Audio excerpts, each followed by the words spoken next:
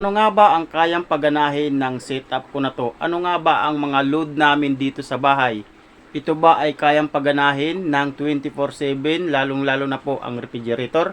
Kung gusto mo malaman, tapusin mo ang video na to hanggang dulo para magka-idea kayo. Tara!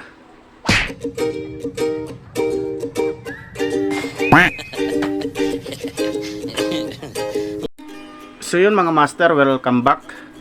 Bali yung setup ko na to mga ka-DIY, yung battery ko po ay 8 series 24 volts 110 Ah 20 parallel.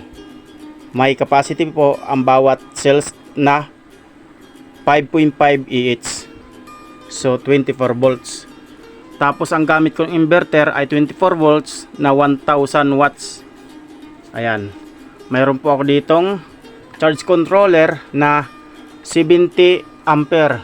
So ang kanyang solar panel na nakalagay dito ay dalawang 370 watts na naka-series ay naka-parallel. So mayroon din ako ditong SRNE na 40 ampere. May apat naman na solar panel na naka 2 series 2 parallel. So bali isang battery po ang kanilang sinacharge. At mayroon din po ako ditong small setup na pang ilaw, pang 12 volts. So ito po ang kanyang sinacharge, yung 18650 ko na battery na 48 Ah. So ang nagcha-charge sa kanya, so bali ito lang pong ayan, power supply na nanggagaling dito sa aking 24 volt setup. So pagka full charge na po ito, ayan, makikita po dito na full charge na, humihinto na po yung araw.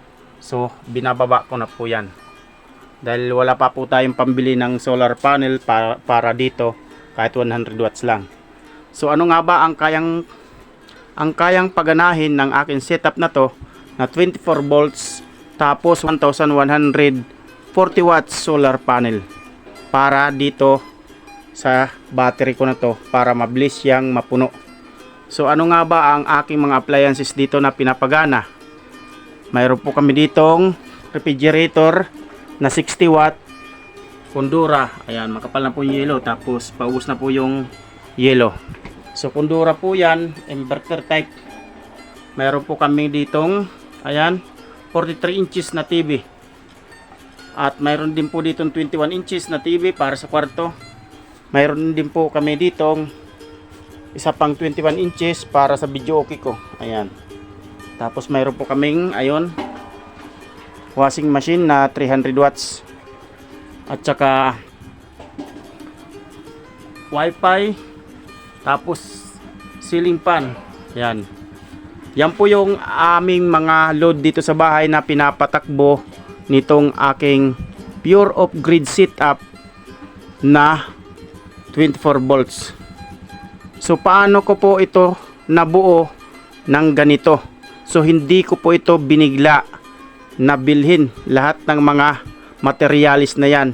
Yan po ay paunti-unti ko lang pong binili para po ako ay makabuo ng 24 volts. Kaya sa mga gusto mag-umpisa dyan, paunti-unti lang po mga ka-DIY. Paunti-unti bili. Halimbawa sa una muna solar panel, kung walang budget 550 watts kaagad. Tapos sunod charge controller na 40 ampere. Tapos battery, kahit 20 pieces lang muna. Ipon-ipon lang mga ka-DIY, makaka-ipon din kayo ng ganyang kalaki. So yan po ay nabuo ko sa loob po ng isang taon. So bali po iyang lahat na aking setup ay 4 years na po. Simula po lead acid ang aking battery.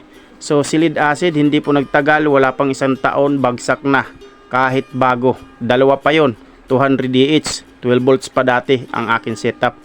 So ngayon nag-upgrade ako mga ka-DIY ng Life O4 battery, tapos 24 volts na siya.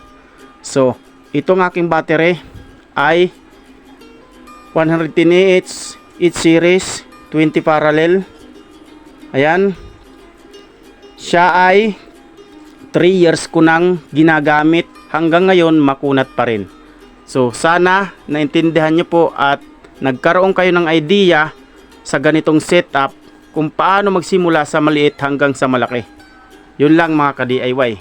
Sana mga ka-DIY magkaroon kayo ng idea kung paano magsimula hanggang sa maliit hanggang sa palaki ng palaki ang inyong setup. Yun lang. Sana mayroon kayong napulutan na bagong kaalaman, at huwag kalimutan i-share ang video na to, syempre i-like, at kung bago ka pa lang sa channel ko, huwag din kalimutan mag-follow para updated kayo sa mga susunod kong upload na video para sa ating kapwa beginners.